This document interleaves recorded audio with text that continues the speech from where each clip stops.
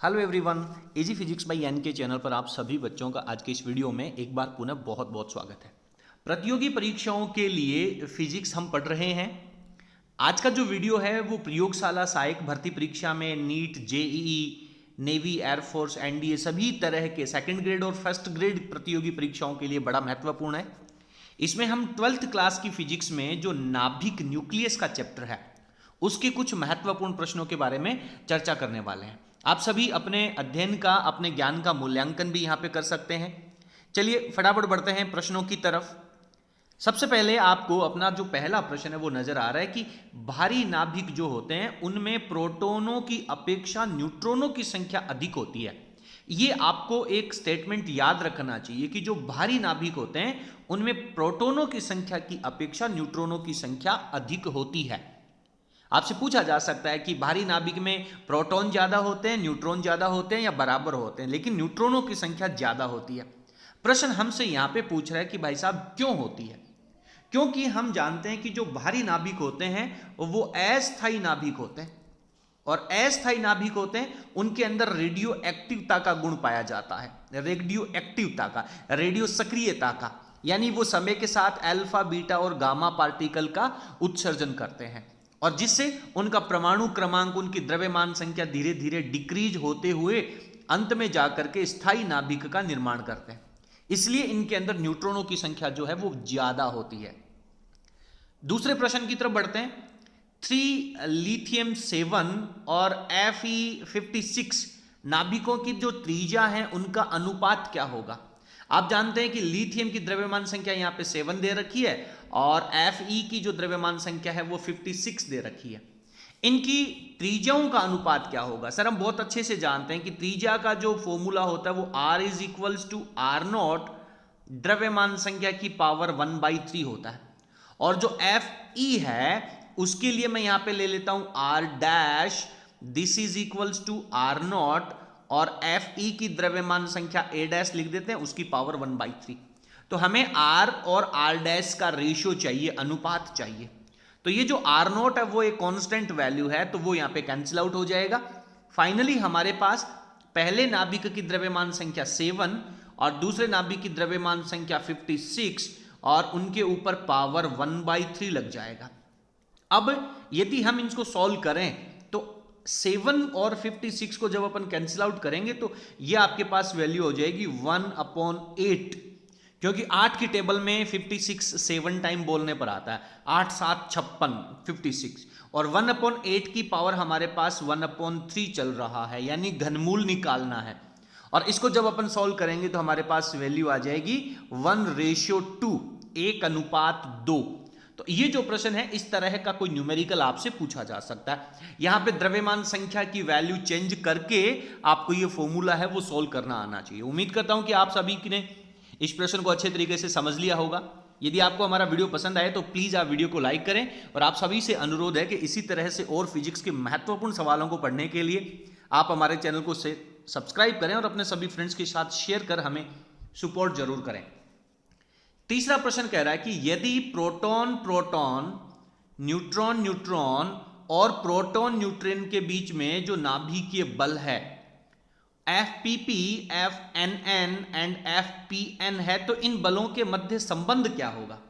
यानी नाभिक के अंदर प्रोटॉन पाए जाते हैं, न्यूट्रॉन्स पाए जाते हैं, प्रोटॉन प्रोटॉन के बीच में भी आकर्षण बल लगता है, न्यूट्रॉन न्यूट्रॉन के बीच में भी आकर्षण बल लगता है। यहां पे हम कूलाम का नियम नहीं लगा रहे हैं कि समान प्रकृति के आवेशों के बीच में प्रतिकर्षण लगेगा, क्योंकि जो नाभिकीय बल होता है वो केवल और केवल आकर्षण प्रकृति का होता है, और वो केवल नाभिक में यानी 10⁻15 मीटर की रेंज के अंदर ही कार्य करता है। तो ये जो बल है वो प्रोटॉन प्रोटॉन के बीच में भी, न्यूट्रॉन न्यूट्रॉन के बीच में भी और प्रोटॉन न्यूट्रॉन के बीच में भी लगता है। और हम बहुत अच्छे से जानते हैं कि इन सभी बलों की जो वैल्यू है वो इक्वल होती है। तो यहां पे हमारे पास इनका जो रिलेशन आएगा उसमें हम क्या करेंगे, इन तीनों बलों को आपस में इक्विवेलेंट कर देंगे, बराबर कर देंगे। क्लियर है? उम्मीद करता हूं कि तीसरा प्रश्न आप सभी को अच्छे से समझ में आ गया होगा। प्रश्न संख्या 4 पे पहुंचते हैं। यदि दो समस्थानिक A और B हैं, उनकी द्रव्यमान संख्याएं 14 और 16 हैं, यदि तत्व ए के परमाणु क्रमांक में 7 इलेक्ट्रॉन है तो तत्व बी के परमाणु के नाभिक में कितने न्यूट्रॉन्स होंगे? बड़ा इंटरेस्टिंग प्रश्न है, कितने न्यूट्रॉन्स होंगे? देखिए, समस्थानिक किसे कहते हैं? समस्थानिक का मतलब होता है कि आवर्त सारणी के अंदर समान स्थान मिलना, और स्थान जो है आवर्त सारणी, जो मेंडलीफ की आवर्त सारणी है, वो परमाणु क्रमांक के अकॉर्डिंग बनाई गई है। तो ये दोनों तत्व समस्थानिक हैं, इसका मतलब इन दोनों की जो परमाणु क्रमांक है वो 7 और 7 है। पहले की द्रव्यमान संख्या 14 दे रखी है, दूसरे की द्रव्यमान संख्या 16 दे रखी है, और हम जानते हैं कि एक परमाणु में जितने प्रोटॉन्स होते हैं उतने ही इलेक्ट्रॉन्स होते हैं। तो यहां पे इलेक्ट्रॉन की संख्या 7 है तो प्रोटॉन भी 7 होंगे, और ये जो द्रव्यमान संख्या होती है ये प्रोटॉन प्लस न्यूट्रॉनों का योग होता है। तो ये जो 14 है, इस 14 में से यदि मैं 7 माइनस कर दूं तो मेरे पास न्यूट्रॉन आ जाएंगे। तो पहला जो तत्व है, ए तत्व है, उसके नाभिक में 7 प्रोटॉन हैं और 7 ही न्यूट्रॉन हैं। टोटल मिलकर के द्रव्यमान संख्या 14 बना रहे हैं। हमसे बी तत्व के बारे में पूछा गया है, तो बी तत्व भी समस्थानिक है। समस्थानिक है तो इसका परमाणु क्रमांक समान होगा, 7 ही होगा, और इसके नाभिक में प्रोटॉन भी 7 ही रहेंगे। लेकिन हम जानते हैं कि प्रोटॉन और न्यूट्रॉनों की संख्या यहाँ पे 16 दे रखी है, तो इसमें से यदि मैं -7 कर दूं तो मेरे पास न्यूट्रॉनों की संख्या आ जाएगी, और 16 में से 7 जब अपन माइनस करेंगे तो हमारे पास 9 आ जाएगा। तो बेहद इंटरेस्टिंग प्रश्न है। तो चौथे प्रश्न का आंसर जो है वो हमारे पास 9 न्यूट्रॉन आ जाएंगे। पांचवा प्रश्न कह रहा है कि न्यूट्रिनो तथा एंटी न्यूट्रिनो के लिए एक एक ऐसे गुणों का उल्लेख कीजिए। एक एक हमें ऐसे गुण लिखने हैं न्यूट्रिनो के बारे में और एंटी न्यूट्रिनो के बारे में। वो गुण कैसे होने चाहिए? दोनों के लिए समान हो और दोनों में एक दूसरे के विपरीत हो। दोनों में समान भी होने चाहिए और विपरीत भी होने चाहिए। तो यदि न्यूट्रिनो और एंटी न्यूट्रिनो के समान गुण की बात करें तो हम जानते हैं कि साहब ये न्यूट्रिनो और एंटी न्यूट्रिनो दोनों ही आवेश रहित होते हैं। आवेश रहित होते हैं यानी दोनों ही उदासीन पार्टिकल होते हैं। तो आवेश रहित जो प्रॉपर्टी है वो दोनों के अंदर समान हो जाती है, और दोनों में यदि एक दूसरे के विपरीत प्रॉपर्टी की यदि अपन बात करें, विपरीत प्रॉपर्टी की, तो दोनों के अंदर जो चक्रण है, चक्रण का मतलब जो रोटेशन है, वो एक में क्लॉकवाइज और दूसरे में एंटी क्लॉकवाइज होता है। यानी दोनों के जो चक्रण हैं वो एक दूसरे के विपरीत दिशा में होते हैं। तो ये हमारे पास यहाँ पे इसकी दूसरी प्रॉपर्टी आ जाती है। उम्मीद करता हूं कि आप सभी को ये पांचों प्रश्न जो है वो बेहतरीन तरीके से पहले से भी याद होंगे और अब आपने इनको अच्छे से तैयार कर लिया होगा। प्रश्न संख्या 6 है, वो कह रहा है कि 4 मूल कणों के नाम लिखिए। मूल पार्टिकल कौन कौन से होते हैं? सर इलेक्ट्रॉन हम जानते हैं, सर प्रोटॉन हम जानते हैं, सर न्यूट्रॉन भी मूल पार्टिकल होता है। 3 के बारे में तो हम जानते हैं। चौथा आप यहां पर न्यूट्रिनो लिख सकते हैं। चौथा जो मूल पार्टिकल है उसके अंदर हम न्यूट्रिनो को काउंट कर लेते हैं। तो ये हमारे पास 4 मूल पार्टिकल हैं। 7वां प्रश्न कह रहा है कि किसी नाभिक के घनत्व रो की द्रव्यमान संख्या ए के ऊपर निर्भरता बताइए। तो आप लोगों ने जब 12th क्लास की फिजिक्स में नाभिक का घनत्व का टॉपिक आपने पढ़ा था, तब आपने एक बात बहुत अच्छे से पढ़ी थी कि सभी नाभिकों का जो घनत्व होता है वो समान होता है। किसी भी नाभिक का जो घनत्व है वो द्रव्यमान संख्या पर डिपेंड नहीं करता है। यानी घनत्व जो है वो एक कांस्टेंट राशि है, नियत वैल्यू है। क्लियर है?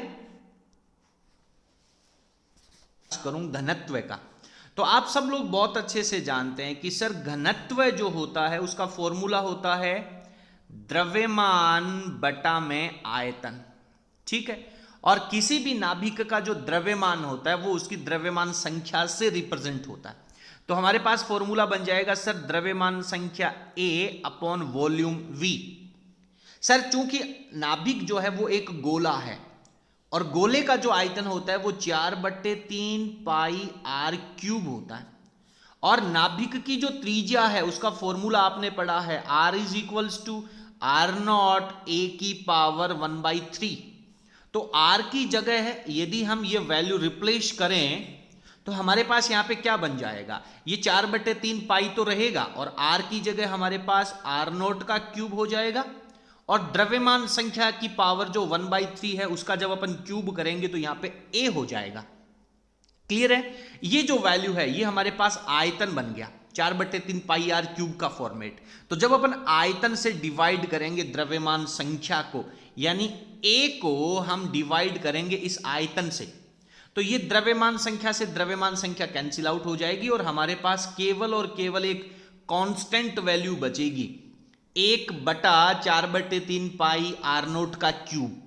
और इसको जब हम बहुत अच्छे से सॉल्व करेंगे तो हमारे पास घनत्व की जो वैल्यू होती है, जो कि आपको हमेशा याद होनी चाहिए, 2.4 × 10⁻17 किलोग्राम प्रति मीटर क्यूब।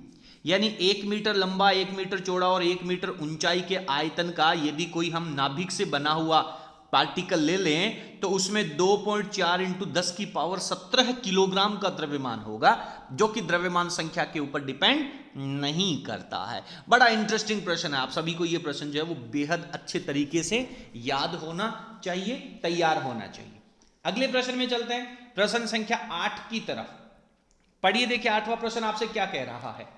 8वां प्रश्न कह रहा है कि सर एक नाभिकीय प्रक्रिया है, उसमें 2He4 यानी हीलियम का नाभिक है और ZXA हमारे पास कोई दूसरा नाभिक है। ये दोनों जब संयोजित होंगे तो परमाणु क्रमांक Z+2 और द्रव्यमान संख्या है वो A+3 हो जाएगी। सर हम बहुत अच्छे से जानते हैं कि किसी भी अभिक्रिया से पहले का परमाणु क्रमांकों का योग और बाद के परमाणु क्रमांकों के योग के बराबर होता है, और इसी प्रकार से पहले की द्रव्यमान संख्याओं का योग और नाभिक अभिक्रिया के बाद की जो द्रव्यमान संख्याओं का योग है वो इक्विवेलेंट होता है। साथ में कह रहा है कि इस रिएक्शन में हमारे पास W प्रोड्यूस होता है। तो W जो है वो कौन से पार्टिकल को व्यक्त करता है, ये W है वो कौन सा पार्टिकल हो सकता है, चलिए समझते हैं। तो यहां पे हमारे पास परमाणु क्रमांक तो Z+2 हो गया, तो यहां पे तो परमाणु क्रमांक हो गया, तो W का परमाणु क्रमांक तो 0 आ जाएगा क्योंकि Z+2 का योग हमारे पास यही इक्विवेलेंट हो जाता है। और द्रव्यमान संख्या A+4 है जिसमें से A+3 यहां पे आ गई, तो द्रव्यमान संख्या हमारे पास यहां पे शेष रह जाती है 1। तो 0 परमाणु क्रमांक है और द्रव्यमान संख्या में 1 का योगदान है, ऐसा जो पार्टिकल होगा वो 0n1 से डिनोट किया जाएगा एंड दैट इज न्यूट्रॉन। ऐसा पार्टिकल क्या होगा, न्यूट्रॉन होगा। तो इस नाभिकीय प्रक्रिया के दौरान इस एक उत्पाद नाभिक के साथ में एक न्यूट्रॉन भी उत्सर्जित होगा। उम्मीद करता हूं कि आप सभी ने इस प्रश्न को बेहद अच्छे तरीके से समझ में आया होगा, और यदि आपको ये सभी प्रश्न अच्छे से समझ में आ रहे हैं तो प्लीज आप सभी से अनुरोध है कि कृपया वीडियो को लाइक करें और इसे अपने सभी फ्रेंड्स के साथ शेयर जरूर करें। 9वां प्रश्न पढ़ते हैं। एक नाभिक है, एक पॉजिट्रॉन है और एक गामा विकिरण उत्सर्जित करता है। एक नाभिक है वो प्रोटॉन उत्सर्जित करता है और गामा पार्टिकल उत्सर्जित करता है। यदि प्रारंभिक नाभिक के परमाणु क्रमांक और द्रव्यमान संख्याएं हम ZA से डिनोट कर दें और नाभिक को हम X कह देते हैं, तो जो अंतिम परमाणु क्रमांक बनेगा और द्रव्यमान संख्या बनेगी उस पर क्या प्रभाव होगा, उसके अंदर क्या प्रभाव होगा, जबकि ये गामा पार्टिकल उत्सर्जित कर रहा है। गामा पार्टिकल के उत्सर्जन से नाभिक के परमाणु क्रमांक पे क्या प्रभाव पड़ेगा और द्रव्यमान संख्या के ऊपर क्या प्रभाव पड़ेगा। अंतिम नाभिक के परमाणु क्रमांक और द्रव्यमान संख्याओं का जो मान है वो हमें यहां पर लिखना होगा। चलिए आगे बढ़ते हैं। तो सर इस नाभिक में, इस अभिक्रिया में ZXA नाभिक विघटित होता है, रेडियो सक्रियता की घटना यहां पे घटित होगी।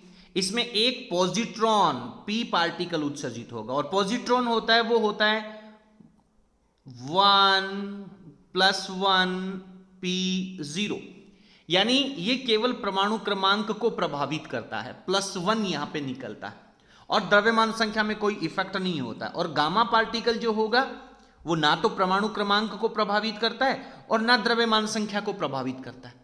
तो जैसा कि अभी हमने पढ़ा था कि अभिक्रिया में, अभिक्रिया से पहले के परमाणु क्रमांकों का योग और बाद का योग बराबर होता है। तो यहां पे Z परमाणु क्रमांक था, जिसमें से एक परमाणु क्रमांक तो पॉजिट्रॉन के साथ में चला जाएगा। तो यहां पे जो उत्पाद बनेगा उसको हम Y से डिनोट कर देते हैं। तो इसका परमाणु क्रमांक रहेगा Z-1 और द्रव्यमान संख्या में किसी का कोई प्रभाव नहीं है, तो टोटल की टोटल द्रव्यमान संख्या हमारे पास यहां पे आ जाएगी। तो हमारे पास जो अंतिम नाभिक का परमाणु क्रमांक है वो Z-1 हो जाएगा और द्रव्यमान संख्या है वो as it is A same रह जाएगी। आगे बढ़ते हैं, प्रश्न संख्या 10 में पहुंचते हैं। 10वां प्रश्न कह रहा है कि विघटन श्रृंखला के अंदर 92 यूरेनियम 238 से एक अल्फा पार्टिकल उत्सर्जित हुआ तो X बन गया, उसमें से बीटा माइनस पार्टिकल उत्सर्जित हुआ तो Y बन गया, और Y जो है उसके परमाणु क्रमांक Z है और द्रव्यमान संख्या A है। तो Z और A की जो वैल्यू है वो कितनी होगी, बताइए सर। सर अल्फा पार्टिकल निकलने का मतलब है कि एक हीलियम का नाभिक निकलना, 2He4 का उत्सर्जन होना। तो जब 2He4 निकलेगा तो 92 में से 2 परमाणु क्रमांक तो अल्फा ले गया और द्रव्यमान संख्या 238 में से 4 ले गया। तो यहां पे हमारे पास जो X बनेगा, इस X का परमाणु क्रमांक हो जाएगा सर 90 और द्रव्यमान संख्या जब 4 कम हो गई तो 234 रह जाएगा। अब यहां से बीटा माइनस उत्सर्जित हो रहा है, माइनस बीटा जो पार्टिकल है उसको -1b0 लिखते हैं, यानी यह परमाणु क्रमांक में विपरीत प्रभाव दर्शाता है, यानी -1 परमाणु क्रमांक इसका है। तो X का परमाणु क्रमांक 90 है, तो ये Z कितना हो जाएगा सर, Z को हम 91 लिख देंगे। तो 91 और -1 को ऐड करेंगे तो 90 हो जाएगा, और इसका जो द्रव्यमान संख्या है वो 0 है, तो ये पूरी की पूरी 234 द्रव्यमान संख्या हमारे पास Y की रह जाएगी। तो हमारे पास जो Z है वो हो जाएगा 91 एंड जो A है वो हो जाएगा 234। उम्मीद करता हूं कि आप सभी ने इस प्रश्न को बेहद अच्छी तरह से समझ लिया होगा। आगे बढ़ते हैं, 11वां प्रश्न जो है वो 931 मेगा इलेक्ट्रॉन वोल्ट ऊर्जा के समतुल्य द्रव्यमान किलोग्राम में कितना होगा। आपने एटॉमिक मास यूनिट पढ़ी होगी, परमाणु द्रव्यमान मात्रक पढ़ा होगा, जिसकी मेगा इलेक्ट्रॉन वोल्ट के अंदर वैल्यू 931 होती है। लेकिन अगर उसी वैल्यू को हम किलोग्राम के अंदर कन्वर्ट करें तो आप लोगों ने डेल्टा M इंटू सी स्क्वायर का फॉर्मूला पढ़ा होगा, डेल्टा E वाला। तो यहां पे हमारे पास डेल्टा M जो है उसकी वैल्यू लगभग 1.66 इंटू 10 की पावर -27 किलोग्राम होती है। तो ये जो AMU है 931 मेगा इलेक्ट्रॉन वोल्ट में, और किलोग्राम के अंदर इसकी वैल्यू 1.66 की पावर -27 किलोग्राम होती है। चलिए आज के इस वीडियो का हम अंतिम प्रश्न यहां पे पढ़ने वाले हैं, प्रश्न संख्या 12। अगर आपको ये वीडियो पसंद आएगा, अगर आप लोग इसको सपोर्ट करेंगे, आप लोगों का इंटरेस्ट रहेगा, तो इस तरह के और भी वीडियोज आप लोगों को उपलब्ध करवा दिए जाएंगे। 12वां प्रश्न हमसे कह रहा है कि यदि ऑक्सीजन का जो समस्थानिक है वो 8 ऑक्सीजन 17 है, उसका द्रव्यमान MO है, प्रोटॉन व न्यूट्रॉनों का जो द्रव्यमान है, यानी इस ऑक्सीजन के परमाणु का द्रव्यमान MO है, प्रोटॉन का द्रव्यमान हम Mp से लिखेंगे और न्यूट्रॉन का द्रव्यमान उसको हम Mn से लिखेंगे, तो ये जो समस्थानिक है उसकी नाभिकीय बंधन ऊर्जा कितनी होगी। तो नाभिकीय बंधन ऊर्जा का मतलब है सर हम डेल्टा E लिखेंगे, और ये फॉर्मूला होता है द्रव्यमान क्षति इंटू सी स्क्वायर, और डेल्टा M जो है द्रव्यमान क्षति है। और द्रव्यमान क्षति किसे कहते हैं, द्रव्यमान क्षति कहते हैं हम मापित मान माइनस वास्तविक मान, यानी प्रोटॉनों का टोटल द्रव्यमान कितना होना चाहिए, न्यूट्रॉनों का द्रव्यमान कितना होना चाहिए, उसमें से वास्तव में इसके नाभिक का द्रव्यमान है कितना, उसको हम माइनस करेंगे। तो इस ऑक्सीजन में परमाणु में प्रोटॉन कितने हैं, 8 प्रोटॉन हैं, तो प्रोटॉनों का द्रव्यमान 8 Mp हो जाएगा, प्लस न्यूट्रॉनों का द्रव्यमान कितना होना चाहिए, 8 प्रोटॉन हैं, द्रव्यमान संख्या 17 है, तो न्यूट्रॉन कितने बचे, 17 में से 8 जाएगा तो 9 न्यूट्रॉन रह गए, तो साहब न्यूट्रॉनों का जो द्रव्यमान है वो 9 हो जाएगा। ये इसका मापित मान हो गया। और इसमें से हम ऑक्सीजन परमाणु का जो द्रव्यमान MO हमें दे रखा है वो हम माइनस कर देंगे। मैं इसको दोबारा लिख लेता हूं, दोबारा लिखता हूं, देखिए तो हमारे पास ये हो जाएगा 8m proton plus 9m neutron minus oxygen परमाणु का द्रव्यमान, ये डेल्टा m की वैल्यू हो गई, और इसको हम c² से मल्टीप्लाई कर देंगे। तो ये हमारे पास ऑक्सीजन की जो बंधन ऊर्जा है, बाइंडिंग एनर्जी है, वो हमारे पास आ जाती है। आपको हमारा ये वीडियो कैसा लगा प्लीज़ आप हमें कमेंट सेक्शन में ज़रूर लिखिएगा। क्या आप इसी तरह के और भी वीडियो चाहते हैं तो आप अपना फीडबैक जो है वो हमें लिखें, और यदि आपको वीडियो पसंद आए तो प्लीज़ आप वीडियो का लिंक अपने सभी फ्रेंड्स के साथ शेयर जरूर करें। आज के इस सेशन में इतना ही, मिलते हैं अगले क्लास में। बहुत बहुत धन्यवाद, थैंक यू।